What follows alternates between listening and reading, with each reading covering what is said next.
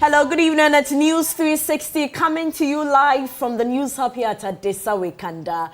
I am Portia Gabo. And I am Martin Asiedu Date. These are the headlines for the next 1 hour. News 360 headlines is brought to you by Pepsodent Charcoal and Pepsodent Herbal. EcoBank. Tonight, Odo flood victims demand urgent dredging to prevent another deadly disaster.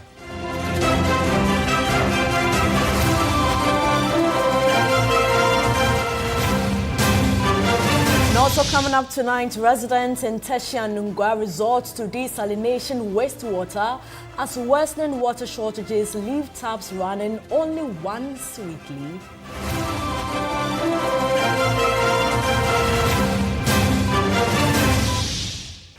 And still to come, minority opposes return of tribunal courts, but the Attorney General, Dr. Dominic Ayine, insists reforms will complement existing courts and address case backlogs.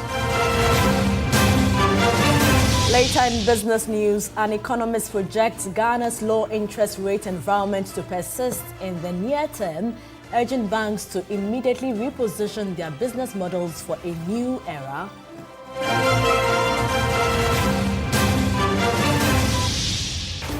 Elsewhere on the continent, Nigerian President Bola Tinubu orders corruption investigation into allegations that a fictitious government agency was set up within his own office.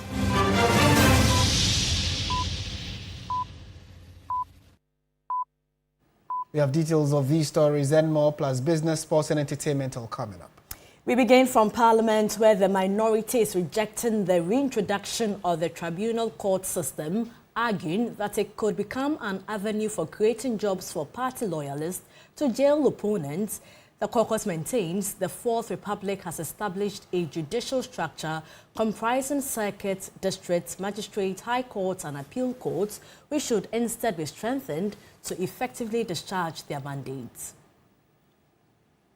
The Tribunals Bill 2026, which is currently at the second reading stage in Parliament, seeks to provide for the establishment, jurisdiction, composition and operations of tribunals, as well as establish the Tribunal Oversight Committee. Contributing to the debate on the Tribunals Bill 2026, the MP for Damongo, Samuel Jinapo, said the tribunal system would only revive unpleasant memories. Why additional courts? Mr. Speaker, with the greatest of respect, why do we like to create new institutions every now and again? We have high courts. Why have regional tribunals? If you want to have more courts, you want to have more judges, you want to have more judicial staff, just follow up with what President Akufo-Addo did when he built almost 100 courts complex in our country. Let's have the existing court system. That is the judicial system in all civilized, developed countries in the world. We do not want regional tribunals. They bring about bad memories, scary memories, and bad dreams and intimidation in our country. The Attorney General and Minister for Justice, Dr. Dominic Ayine, says the reintroduction of the tribunal court system is aimed at providing ordinary Ghanaians with greater access to the justice delivery system. Dr. Ayine told Parliament the tribunals would complement the traditional court and help reduce the backlog of cases. What we are proposing to do is to allow for a panel system chaired by a chairman of the tribunal that will be a lawyer, equivalent to someone who could be appointed to become to be a justice of the High Court for the regional tribunals, and then also lawyers that qualify to be appointed to head, or to be justices of the Circuit Court, to be the chairpersons of the district tribunals. And then we will have panel members as it used to be in the past under the PNDC Law 78. The Attorney General assured that any excess associated with the tribunal system will be addressed, with its procedures guided by the provisions of the Constitution. This bill requires that the tribunals, when established, will comply with Chapter 5 of the Constitution. We have institutional safeguards, procedural safeguards, built into the bill. We want to establish an oversight committee that will evaluate and ensure that evaluate the work of the tribunals and ensure that any excesses are reported to the Judicial Council for purposes of taking action. Meanwhile, Parliament has passed the Community Services Bill. The bill will introduce community service as an alternative to custodial sentencing for persons convicted of specified categories of offences and other related matters. We have details of the story in our subsequent bulletins. Right, so let's move away from Parliament and go to the communities, because as the water situation in Teshie Nungua and adjoining communities continue to worsen, residents have been compelled to rely on wastewater from the Nungua seawater desalination plant. With water flowing through their taps only once a week, many residents are under increasing pressure to find alternative sources. George Quaining was in the community and reports. Charity Awudi is a first-time mother. She has not been spared from the impact of the water crisis in Nungua and its adjoining communities. Here, water flows through resident taps only on Fridays, forcing them to seek alternative sources. This wastewater of the seawater desalination plant is what some residents use for cooking and washing. She tells me it has helped them cope with the crisis. So it was Charity that did the whole work. I just escorted her. And, well, just look at the sweat and how I'm panting. And she's someone who delivered 3 months ago. So if she does this 3 times in a day, in a week, you can imagine how stressful it's going to be. And she tells me she's not even well. And you can actually feel it from her coughing. And so this is the trauma she goes through on a daily basis. So you'll be suffering. I'm even panting. Very, very tired. Just 1 gallon this morning. I can't stand it because I'm very, very tired. It's been like this every day since they stopped bringing water for us. Like, this is how we're managing. So we please beg them to do something about it, because if it keeps happening like this, I don't think we can survive it, because I'm severely sick. This is the amount of water a household used over the past week for drinking and bathing their children. Due to the inconsistency in the flow of tap water in Nungua, tenants rarely access this very tap. It's a reason the key to this very lock is missing and they can't really be boarded. Hajabuna spends 350 cedis to fill this water storage tank.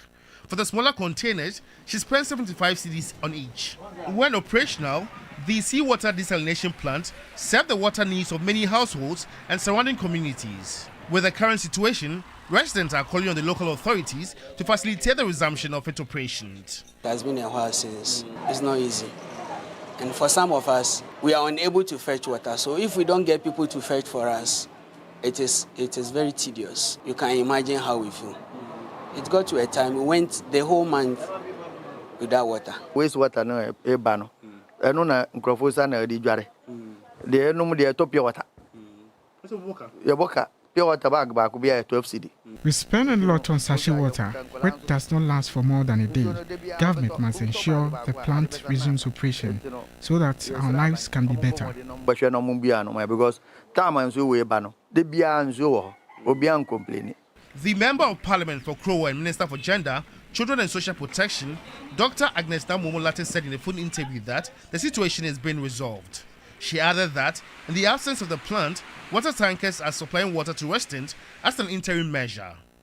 George Quaining, TV3 News, Nungua, Accra. More than a week after floodwaters swept vehicles into the Odor drain, owners are still digging through sand and debris to recover what remains of their livelihoods. As the drain grows shallower due to silt and accumulated waste, residents warn that without urgent dredging, the next heavy rains could trigger another deadly disaster. A report by Stanley Niblu. The trail of destruction left by the June 29 floods remains evident across several affected communities. Major drains, including the Odor, are heavily silted with large deposits of sand and debris, reducing their capacity to carry stormwater. At Kaprais in the Okankwe South Municipality, piles of refuse continue to choke sections of the drain, obstructing the free flow of water from adjoining communities. The accumulated silt has transformed what was once a deep storm drain into a shallow channel, raising fears of renewed flooding. Haruna Idrisu, who operates a mechanic shop along the Odor, says the delay in dredging the drain leaves businesses and residents vulnerable to another disaster when the rains return. At this spot, the lifeless bodies of 2 flood victims were recovered. Haruna Idrisu says people living along the drain have not learnt any lessons from what caused the floods.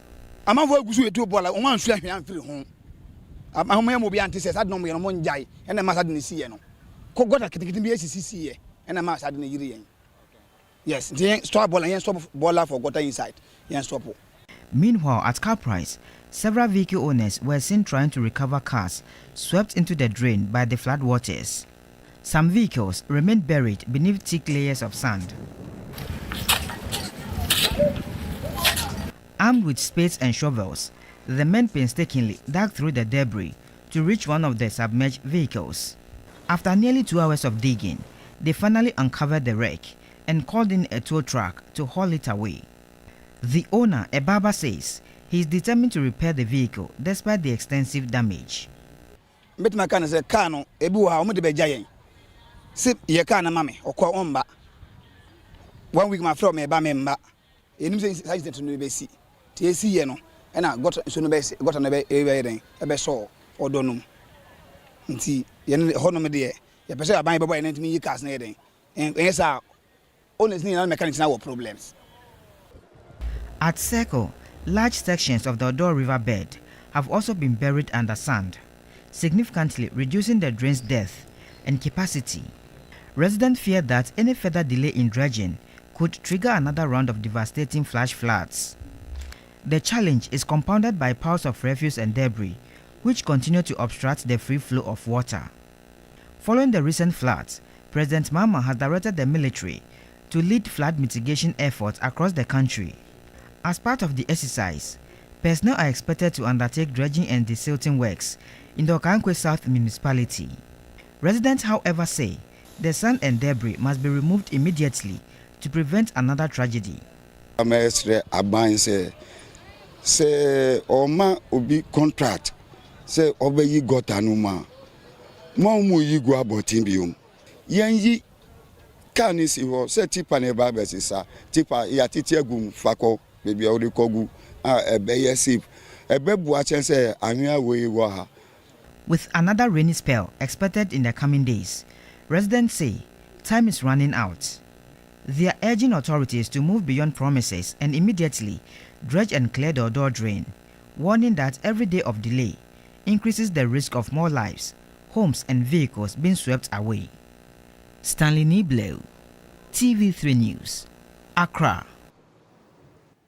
Very interesting scenes there, looking at how buried these cars are in the silt in the gutters. In a related development, President John Mahama on Wednesday, the 8th of July, chaired a National Security Council meeting on the recent floods that affected 7 regions of the country. The meeting received briefing from the Post-Flood Mitigation Task Force and its subcommittees. It's become a recurring incident, but of course this was far worse than any that we have seen, both because of the vagaries of climate change. It looks like increasingly every year the rainfall is getting heavier, and it means that we have to see what mitigation measures to put in place. And so aside from that too, the pressures of urbanization, Accra being the capital, it is expanding at a very alarming rate, and the desire for land to build is increasingly making people encroach into areas that were formerly reserved for the passage of water. Of course, we've asked the Army to get involved in the flood mitigation measures, and then also NADMO and others are involved in spreading of relief items. Of course, we set up a task force before the incident occurred. They did some limited work in terms of dredging some of the waterways, but the amount of rainfall that fell this time, it was very difficult to contain. Happily, the Minister of Finance has released some money from the contingency fund for us to be able to finance the mitigation measures going forward. We might not be able to completely eliminate flooding because it's a natural disaster that happens not only in our part of the world, it happens in other areas. But we can minimize it and make its effect less disastrous like what happened.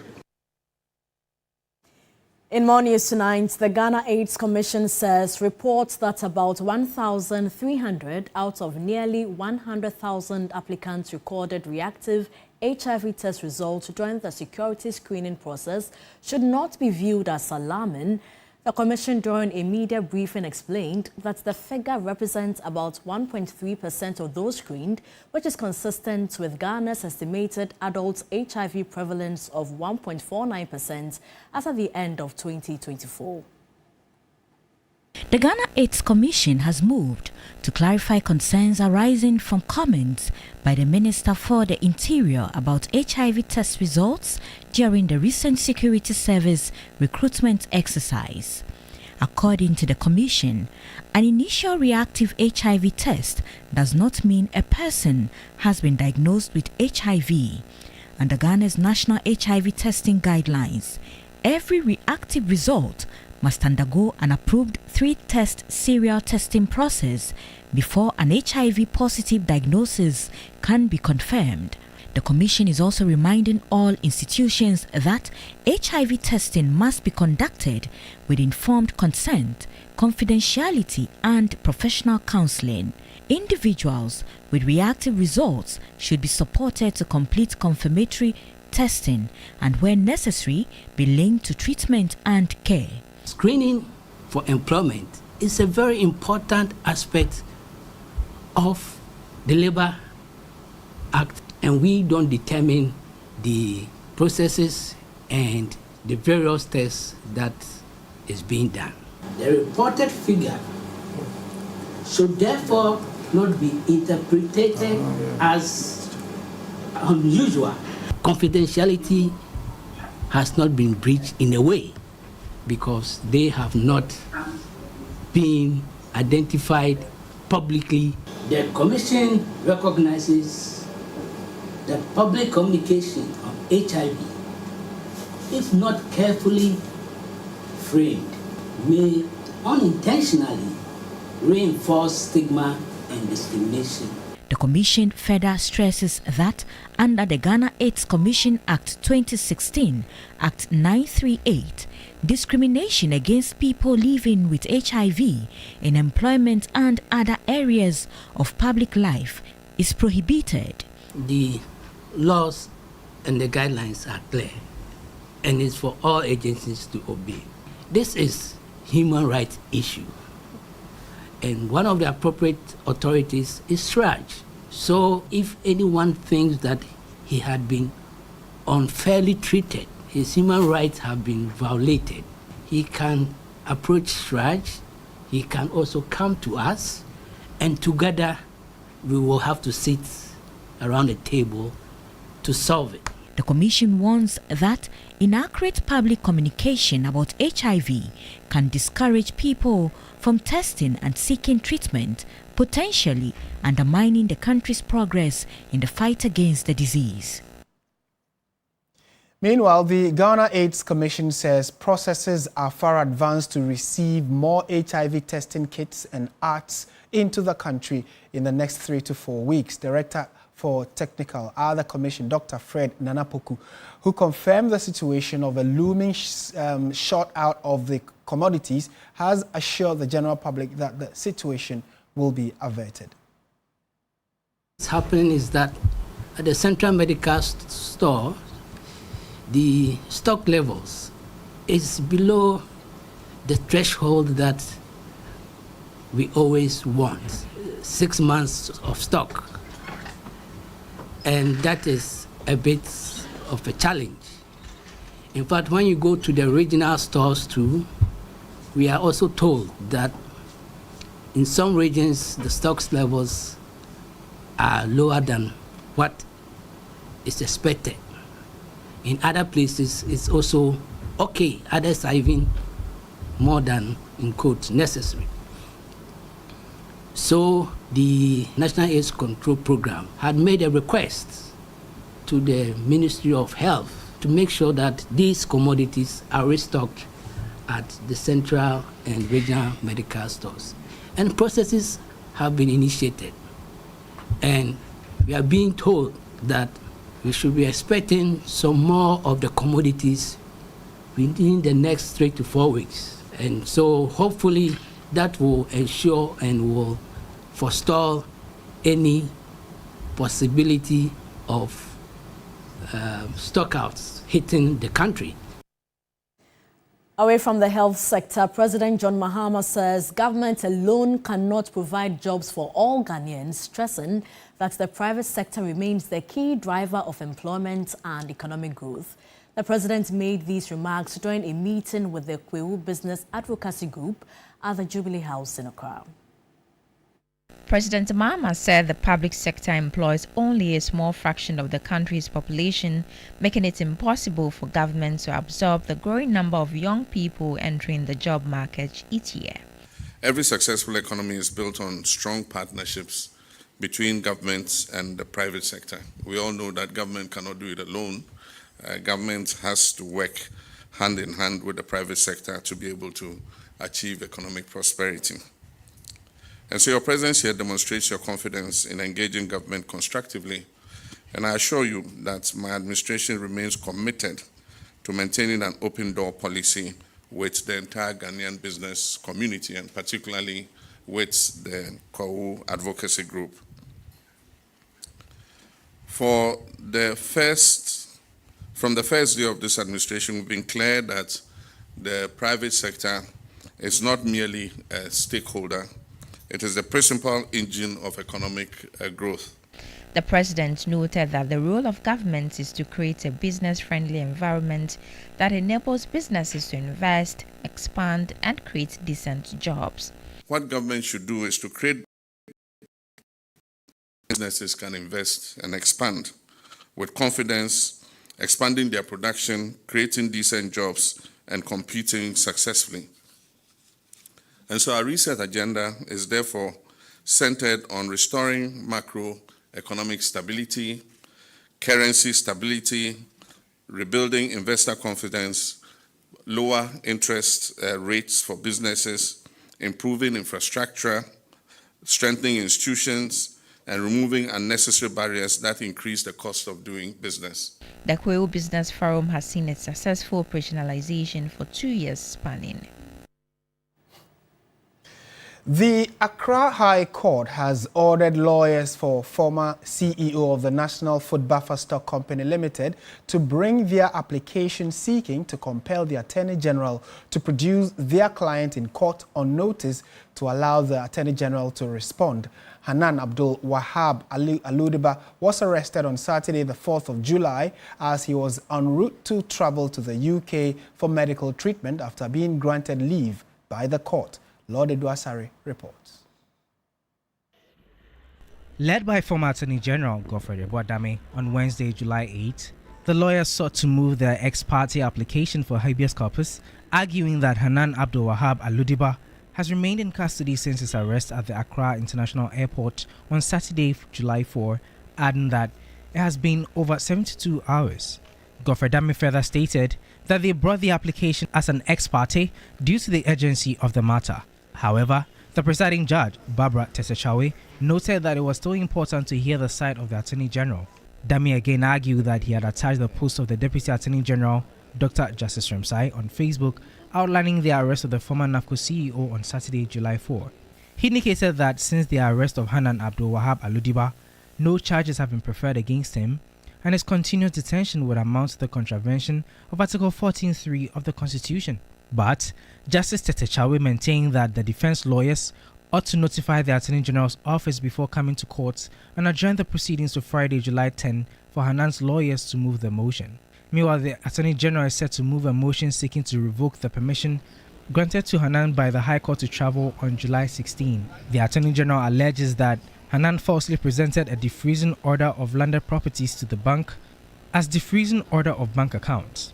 The AG also noted in his application that Hanan used an online booking on Boots, a UK beauty retailer, as evidence of medical appointments to seek leave to travel to the UK for medical attention.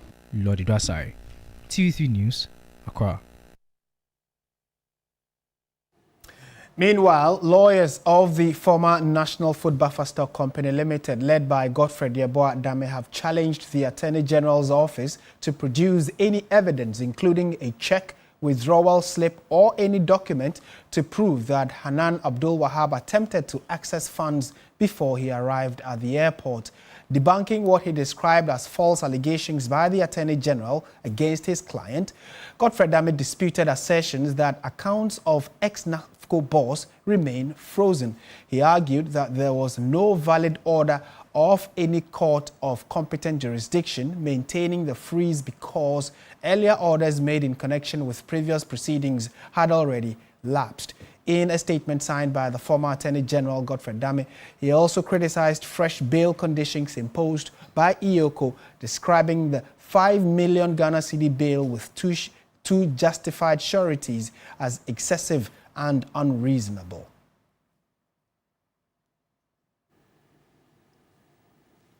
And away from the courts, residents affected by the June 29 floods in the Ayawaso Central constituency have received relief support from Weave Ghana, a subsidiary of Godrich Consumer Products Limited. The company donated thousands of household products to support families as they recover from the disaster. There's more in this report. The June 29 floods left many homes and livelihoods devastated across parts of the Ayawaso Central constituency. As residents continue to rebuild, Weave Ghana, a subsidiary of Godrich Consumer Products Limited, has stepped in with relief support aimed at easing the burden on affected families. The company says supporting communities in times of need remains an important part of its commitment to improving lives beyond the products it manufactures. The company donated 12,000 units of air power pockets and 10,000 units of power shots to residents impacted by the floods. Rose Morrison is head of HR at Weave Ghana. Here with two categories from our portfolio, we have a brand called Goodnight Mosquito Spray. Now, this is quite relevant. It's called Power Shot, right? Out after the floodings, we understand that there's a lot of stagnant waters which actually breeds mosquitoes, and so this would go a long way to get rid of all those mosquitoes and then prevent malaria-borne diseases and the rest of it. We also have this product, our newest baby, which we're very proud of. It's called Air Power Pocket. It's an air refreshener. Okay, so we understand that there's going to be a lot of cleaning and sanitization and all of that. So after that, please use this, hang this in your room to give you the freshest of air that you need. Okay. Receiving the items on behalf of residents, the Member of Parliament for Ayawaso Central, Tubazu Abdul Rauf, described the donation as timely, noting that the constituency was among the hardest hit by the floods. The products they've delivered to us are very, very important at this particular point, because when you go around, you see the aftermath of the flood. I want to assure them that this evening, all the homes will receive this product. We are going to ensure that everybody receives their fair share of it. The donation is expected to benefit thousands of households as recovery efforts continue. Right, so let's find out what the weather will be looking like this evening and going into tomorrow morning. We are told that rain and thunder-bearing clouds have been observed over the borders of Nigeria and Benin. These clouds are expected to include cloudiness with rain of varying intensity within Oti, Upper East, Northeast and Northern regions from this evening into the night.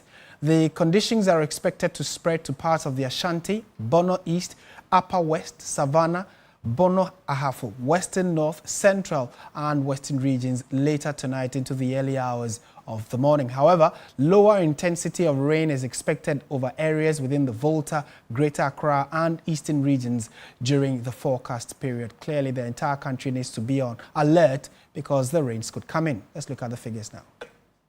Weather News segment is brought to you by Syntex Tank.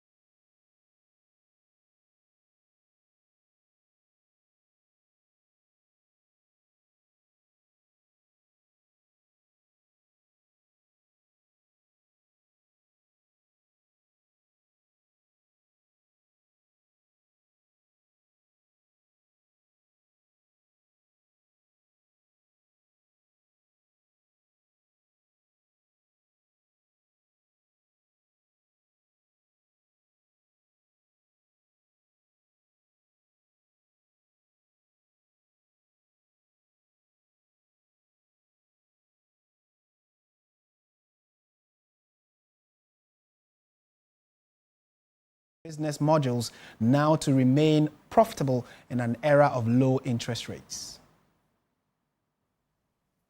Speaking at the 2026 Ghana Banking Forum, organized by PwC Ghana, Professor Texan said stable inflation, declined treasury bill rates, and prudent fiscal management point to a prolonged period of monetary easing. According to him, the changing environment means banks can no longer rely predominantly on interest income and must diversify their sources of revenue. Given what I know from the stability that we are looking at, the policy rates will not necessarily increase.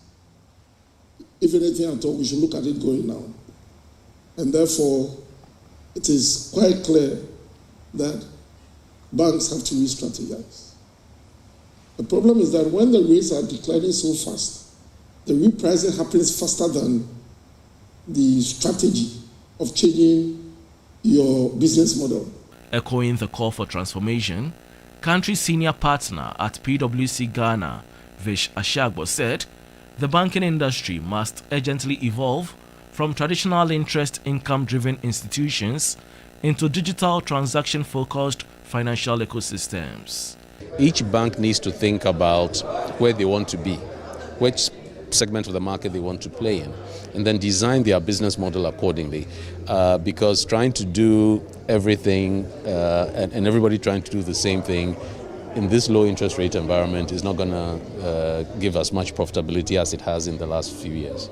But what are the expectations of banks ahead of the next MPC meeting? John Ewa is Chief Executive of the Ghana Association of Banks. From what we have seen and a level of a little bit of inflationary pressures that we have seen in the horizon, we don't know how much that will price into the assessment in the outlook of market rates. We believe that perhaps the central bank is likely to hold at the discussion. In more business news, Mobile Money Fintech Limited, in partnership with the Ghana Interbank Payment and Settlement Systems Limited and the Digital Transport Workers Union, have launched a new initiative dubbed Ride with Momo. The new development allows commuters to easily pay exact transport fares using their MTN Momo wallets via the GHQR code. Ghana's transport sector remains largely informal, with cash payment, limited digital integration, and operational inefficiencies. But today, technology is increasingly being introduced to modernize the way the services are delivered. As a result, Mobile Money Fintech Limited has launched Ride with Momo, a digital mobility platform designed to simplify payment, improve convenience, and support a more efficient transport ecosystem. Abdul Razak Ali is the Chief Commercial Operations Officer at Mobile Money Fintech Limited. Whatever you are, we are trying to bring, you are in a business, right? So we are trying to bring the merchant solution, the ease of doing business into that space, right? To encourage, businesses and drivers who are, again, businesses to adopt, the merchant services so that they can actually enjoy all the, the experiences, the good experiences that a merchant business can bring to their business. Because we know businesses need that level of reduced charges to be able to actually, operate profitably. The Chief Business Officer for Ghana Interbank Payment and Settlement System Limited, Akosua Blay, encouraged drivers and commuters to embrace the new digital solution. Well, I encourage all the transport owners, the Pragya riders, the Uber. Why? Because it enables them to receive money securely in a digital way. It helps also the economy to grow because it means you turn your business around quickly. Management of Mobile Money Fintech Limited says drivers and fleet partners who subscribe will receive some incentives. They continue to assure the public that they are committed to providing secured digital solutions for all their needs.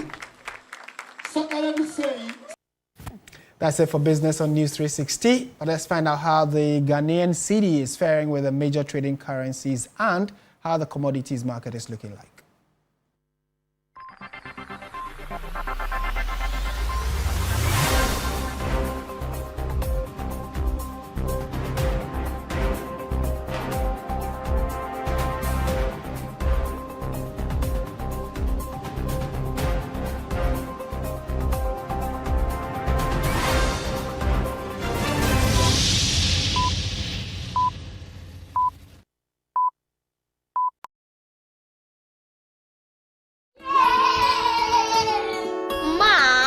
So Kidivite contains all vitamins? Yes, 12 essential vitamins that growing bodies need. So we'll grow healthy and strong. And smart? Absolutely.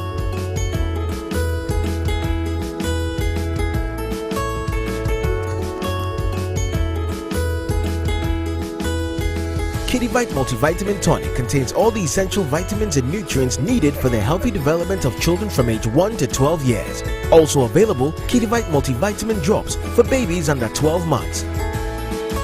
Grow strong, grow healthy with Kidivite. Distributed by NS Chemist Limited. This advertisement has been vetted and approved by the FDA.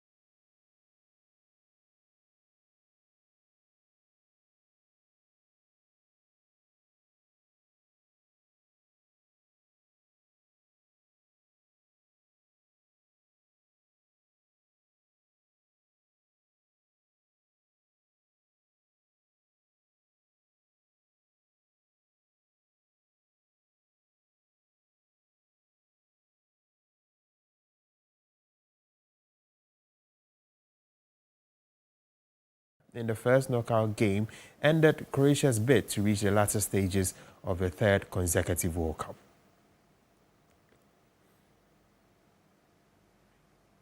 That's it for the sports segment here on News 360. My name is Bill Ishen. There's more on the bulletin after the break.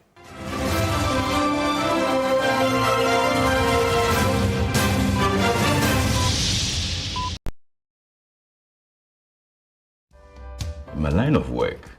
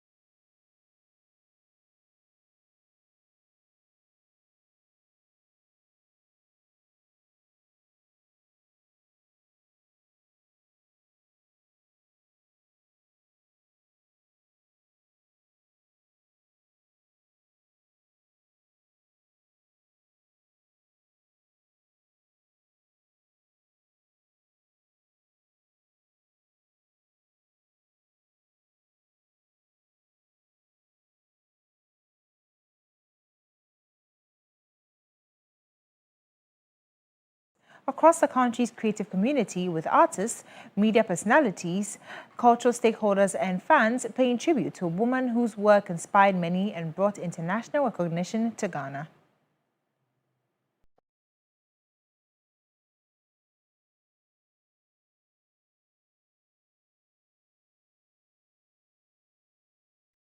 Although the cause of her death has not been made public, tributes have continued to pour in on social media, with many describing her passing as a huge loss to Ghana's arts and culture sector. Reacting to the news, several media personalities have expressed their shock and paid heartfelt tributes to the late artist. Sharon Dede Paddy rose to national and international prominence after earning Guinness World Records recognition for the world's largest leaf print painting, a remarkable achievement that showcased her extraordinary talent, determination, and creativity. Her achievement earned widespread praise and brought international attention to Ghana's visual arts. Earlier this year, Ghana's Minister for Foreign Affairs, Samuel Okudzeto-Ablakwa, publicly celebrated her achievement and announced plans to commission her and other Ghanaian artists to create artworks for Ghana's embassies around the world as part of efforts to promote the country's rich cultural heritage. Another defining moment in her career came in 2026 when she was invited to the Kingdom of Eswatini at the invitation of King Mswati III to participate in celebrations marking the monarch's birthday. The invitation was widely regarded as a significant international honor and another proud moment for both the artist and Ghana, further cementing her growing reputation beyond the country's borders. Throughout her career, Sharon remained a passionate advocate for visual artists and creative arts industry. In one of her last interviews with TV3, she called for greater recognition and investment in the visual arts, arguing that discipline forms the foundation of every other art form. According to her, every creative expression, whether music, fashion, sculpture, architecture, film, or design, originates from visual art, making it one of the most important yet often overlooked sectors of the creative economy. If you look at the tourism sector, attention is mostly on music, drama, that aspect. There is less attention paid on visual arts when it comes to Ghana. One thing that we need to know that the drama, the music, all the arts, they emerged from visual arts. Because if nothing was imagined and nothing was sketched, I don't think that all those things could come into play. Even the dresses we wear, everything, our ways of lives all emerge from visual arts.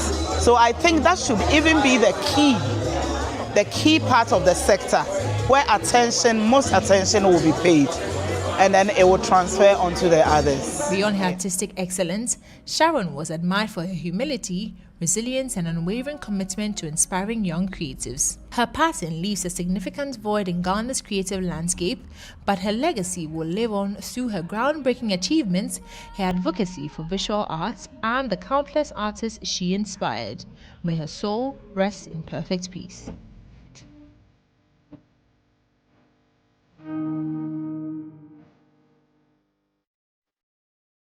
And our heartfelt condolences to the family. That's how we wrap up on the entertainment news segment here on News 360. My name is Noella Donko.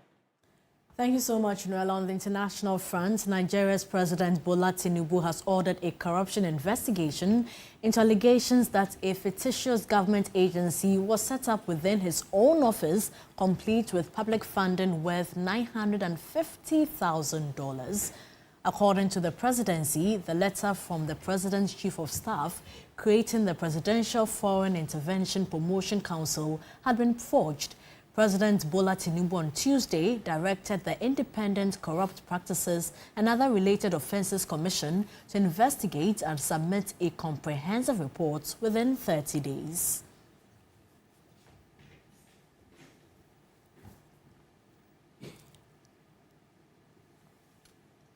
Elsewhere, U.S. President Donald Trump has threatened to attack Iran hard tonight, hours after saying he thinks the U.S.-Iran ceasefire is over. Trump, who is at the NATO summit in Turkey, added that negotiators on both sides could continue to talk. Trump's comments follow both countries exchanging attacks. Late on Tuesday, the U.S. said that it had fired at more than 80 Iranian targets.